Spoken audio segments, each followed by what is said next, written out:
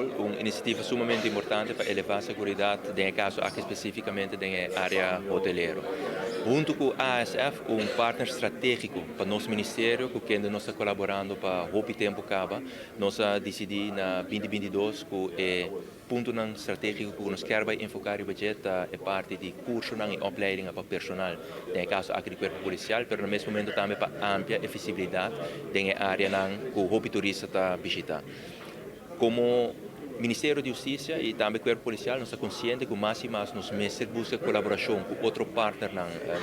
de setor semi-público ou setor privado para nos poder elevar a segurança. E o projeto aqui é sumamente bonito, caminho do Corpo Policial, junto com 15 empregados aqui, conjuntamente também garantir a segurança na área hoteleira, especificamente for de 8 horas ainda até 19 dia à noite. O que diferencia o projeto aqui for de accessibility team, que nós estamos conhecendo hopi a passata, que tour de 5 pessoas aqui a seguir training rigoroso de diferentes companhias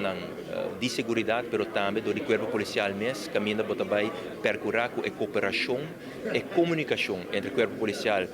e o personal aqui também é muito mais melhor. O personal aqui também deve equipar com material, caminho por trás na porta, não tem body cameras também para a própria segurança e, obviamente, para elevar a segurança também para essa que visitar a Aruba. Para o nosso ministério, é um momento sumamente importante,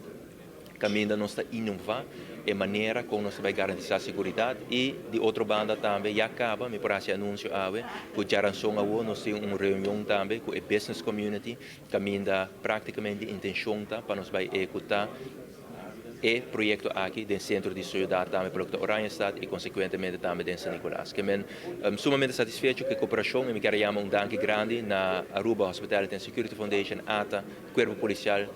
Enfim, tour partners que a projeto aqui exitoso e que ele vira uma realidade.